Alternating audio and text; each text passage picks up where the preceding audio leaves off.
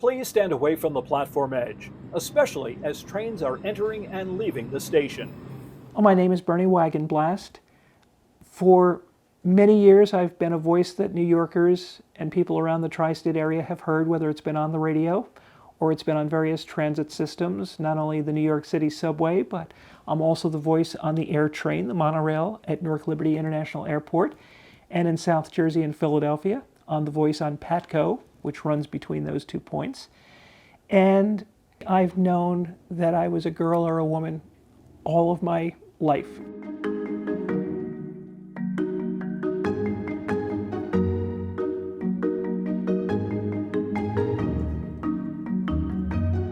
Well, I guess it depends on how you define voice actor. I have been in radio pretty much all of my adult life, starting in college, and there's a little bit of acting that's involved when you're on the radio. But in terms of doing voiceover work, probably since the 1990s is when I first started doing that on a regular basis. For me, radio was something that I always wanted to do. Starting around 5th grade, I knew that I wanted to be a radio person. Initially, it was a DJ, but that quickly morphed into being a news person. And I would spend a lot of time, I loved reading the news. So back then, I would get the newspaper every morning and just almost read it cover to cover, and everything that was going on in the world and following that. And I knew that I wanted to be in radio. So if I was going to be a news person, not only did I have to know about the news, but I needed to be able to read it well. So I would practice reading the newspaper out loud. And in school, every time the teacher would ask for someone to volunteer to read something from a book out loud, my hand was one of the first to shoot up and volunteer to do that. When I was in 10th grade, our junior high had what they called the Announcers Club, and we would do the morning and afternoon announcements. So we would announce the Pledge of Allegiance and the various club meetings and the sports events that were going on in school that day. So those were the first opportunities I had to speak in front of an audience, into a microphone, being unseen.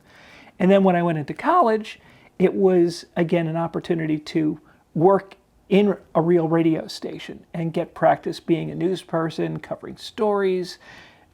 In college, you do a little bit of everything. So I did some sports, I did some DJ work, I did some announcing, I did a little bit of everything. And it was a great experience, but again, news was what I knew I wanted to do. So from there, I did a lot of news opportunities. But for me, the big break came a little after a year or so after graduation, where this new company called Shadow Traffic came to New York.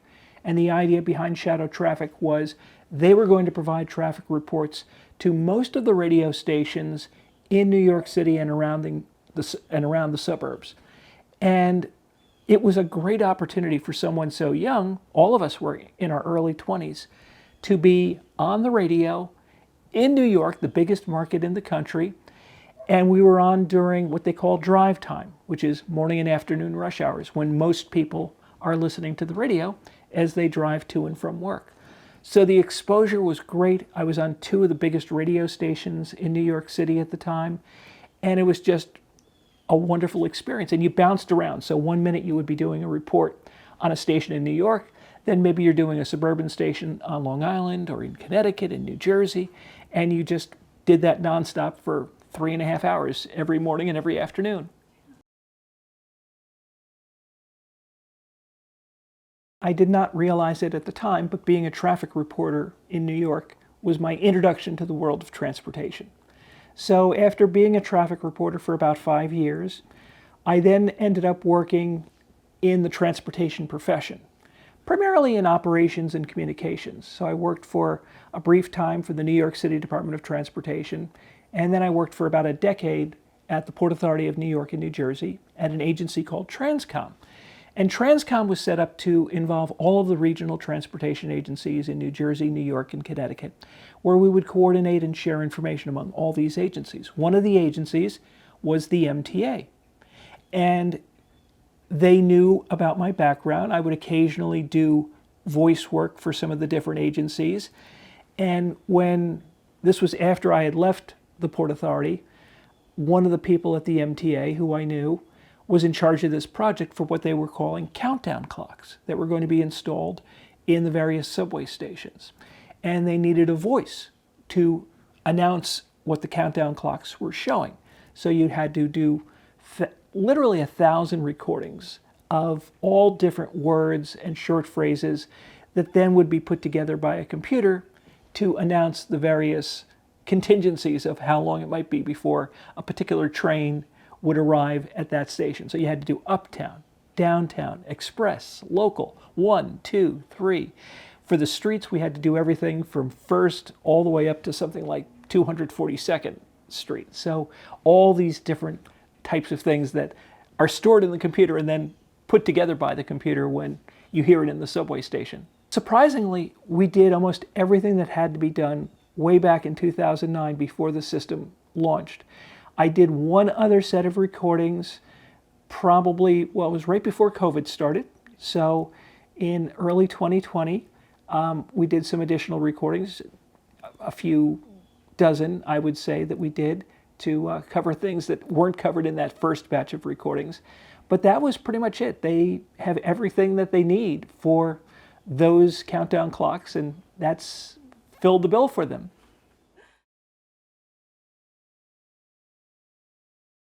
From what I understand, there are millions of people who ride the subway every day. It's getting closer to what the ridership was pre-COVID, but I was also on the subway before COVID, so it's literally millions of people hear my voice every day on the subway. When I grew up dreaming of being on the radio, that was all I ever pictured, was being on the radio. I never imagined that my voice would be known by nearly every New Yorker. That kind of blows my mind that almost every New Yorker knows my voice. There have been times before I transitioned where maybe I'm speaking before a class or something like that, and I go and put on that subway voice, subway train conductor voice, and do an announcement. And it's wonderful watching the reaction of people when they hear me do that, because they're so used to just hearing the voice. They've never seen the voice being presented. And I liken it to when I was a kid, occasionally I would see Mel Blanc on TV shows. And Mel Blanc, for those who don't know, was the voice of many of the Warner Brothers cartoons characters like Bugs Bunny and Daffy Duck, Sylvester the Cat, etc. And it was always amazing to see this guy sitting on the couch being interviewed and suddenly have the voice of Bugs Bunny coming out of his mouth. And I think on a small scale, that's kind of what I bring. So it's really fun to be able to do that and to know that almost every New Yorker, they may not know who I am, they may not recognize me, but they most certainly know my voice. I've known that I was a girl or a woman all of my life, everything that I remember. One of the first memories I have, I was probably about 4 years old. I was visiting my grandmother, and I was sitting in front of her vanity, and I was putting on different necklaces that she had at her vanity, and I think she had some makeup powder that I was putting on my face. So that was one of the earliest memories. I remember when I was 6 or 7 years old, switching clothes with my best friend, who happened to be a girl, and just putting on her clothes. But I quickly learned that that was unacceptable. But it was something that I've always known, but it was always something that I had to keep hidden, I felt. I wasn't able to express this either verbally or certainly by any actions. So it was a frustrating time. It was trying to hide this. One of the first times I was able to ever share this with somebody was there was a teacher in a neighboring school district who had transitioned. And she was the first person I knew about locally that was transgender. And she was getting a lot of news coverage in the local newspapers. And I went to the library and I looked up her address and I sent her a letter. And I told her a little bit about myself. And I said, could I possibly talk with you? So I sent her the phone number of a payphone that was about a half mile from my house. And we made arrangements for her to call me one evening. I rode my bike up to this payphone, and the phone rang, and she talked with me. And it was magical because it was the first time I ever talked with someone who I knew understood what I was feeling. And there was nobody else that I had ever known like that. Originally, I thought I was the only person in the world that felt this way. But to find out that there was someone else that felt this way and who had actually transitioned was wonderful. To be able to talk to her and know that she could relate to what I was experiencing. I think what allowed me to finally be able to live the way I had always felt was a couple of different factors. One was it had become more acceptable to be transgender and to be public about it. I was seeing other people, both those who are well known and those who are not well known, who had transitioned publicly and were able to live their authentic lives. And I also realized that as I was getting older, that if I was going to do this, I needed to do this quickly. And I felt that if I didn't do this, I was always going to have that regret of not having lived this life that I always felt myself to have had. So I think it was those two factors together that caused me to finally say, I need to do this. But it wasn't something that I decided overnight. It was a very, what I think, a gradual process, a methodical process, where I was able to take steps starting in around 2017. And the hope was that with each one of these steps, it would have been enough, that it would have been fulfilling enough that I wouldn't have to socially transition. All of these steps were pretty much invisible to anybody else. There was nothing that had changed about me. But as I did each one of them and I would evaluate, is this enough? And come to the conclusion, no, it's not enough. That I finally decided last fall that I had to socially transition and to publicly live my life on the outside as I'd always felt on the inside.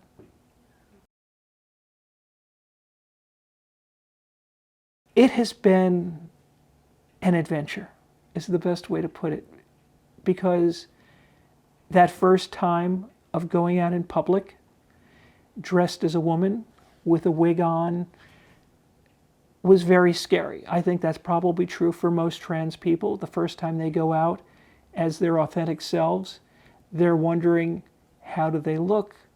Are they what some people would call passable? Do they present as the gender they want to be seen as? Do they feel safe? Are they afraid of somebody physically or verbally attacking them? So those initial months were very much feeling like, I'm not sure I can do this. How is this going to work? Will I be able to pull this off? But I quickly got a lot of reassurance from people I knew, from people I didn't know that I would meet, that this was fine, that I was being accepted, and I grew in confidence rather quickly. There's a couple of different aspects to socially transitioning. Part of it, I think, is that self-confidence of how you present yourself, that you're not worried about people staring at you while you're out in public. But there's the technical side of transitioning genders. Even though I always felt like a girl or a woman, there were aspects of it that I had had no experience with. How do I dress? How do I do makeup? How do I fix my hair? All those things I had to learn on the fly. Things that girls learn when they're maybe teenagers and can experiment with different clothing styles and makeup with their friends. I kind of had to learn in my 60s, trying to figure all this out. I had friends who helped me along the way, but still when it came down to it, in the morning when I had to get dressed, I had to figure out, does this work? Does this look right? So that was a big part of the process of the last 7 months. And another big part for me, and this isn't necessarily something that all trans women feel is important for them, but for me, the voice was something that was very important.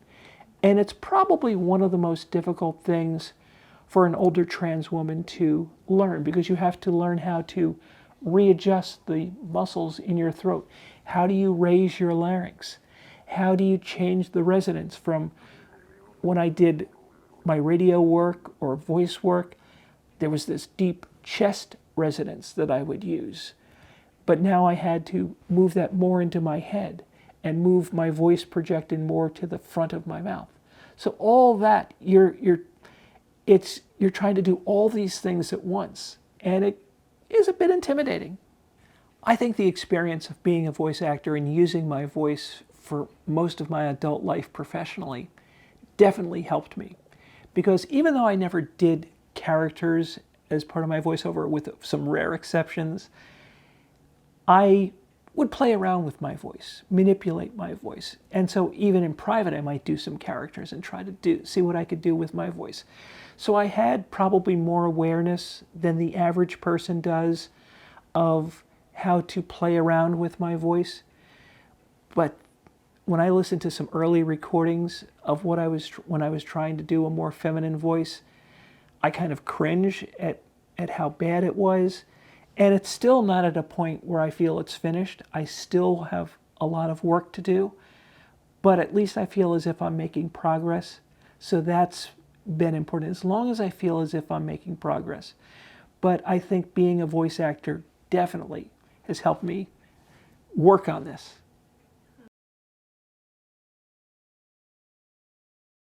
Well, even before that happened, before I transitioned, I had reached out first to the MTA and just let them know that this was probably going to be coming down the road, because I didn't want them to be caught unaware. I didn't want them to be surprised. And they were completely fine. We just had a phone conversation about that, and they were having no problems.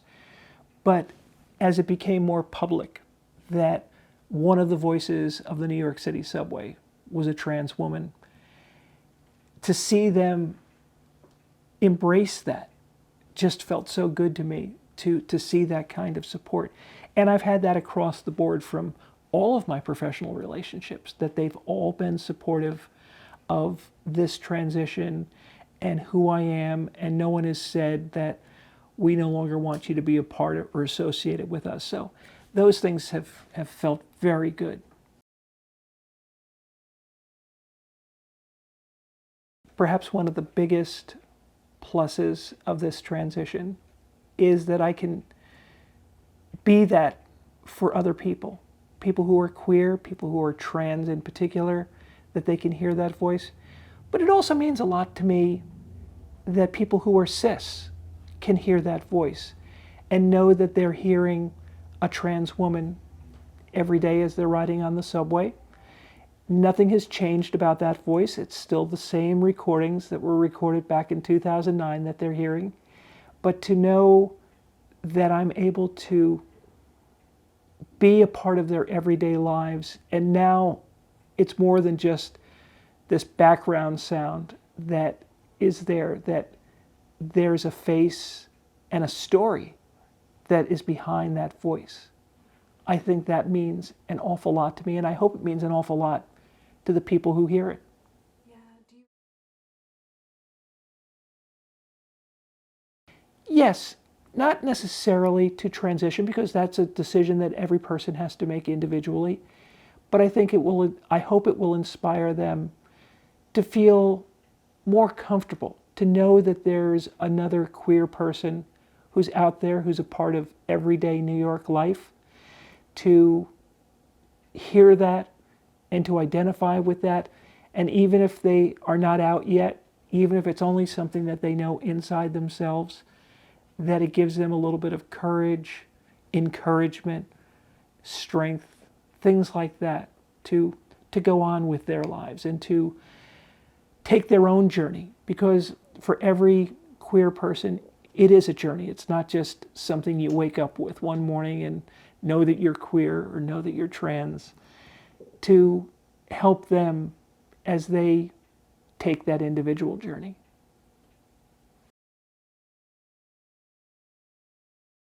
I think for me, when I look toward the future, I think it's just becoming more and more comfortable in my own skin. I think I want to be a good example that can give people hope, not just in the New York area, but I've had messages from people in other parts of the country, places where it may not be as comfortable being queer or trans, and saying how that story has encouraged them. So that means a lot to me. I don't think I'm necessarily going to change minds and hearts of those who are already set in their ways about how they feel toward trans people. But I do hope for those who are on the fence that it brings some humanity to this whole discussion, because we're not just talking about words, we're talking about real people, we're talking about people's lives. And I want that to be something that they keep in mind as they contemplate this. And it's not just politicians, it might be a mom or a dad who finds out their kid is queer, that they can take a little bit of hope from that, or a sibling, or a neighbor, or a coworker. I think those are the kinds of things that I hope to do. It's going to be people that I may never meet, I'll never have any interaction with, but if I can somehow make their lives just a little bit easier, then I will have accomplished more than I ever would have dreamed.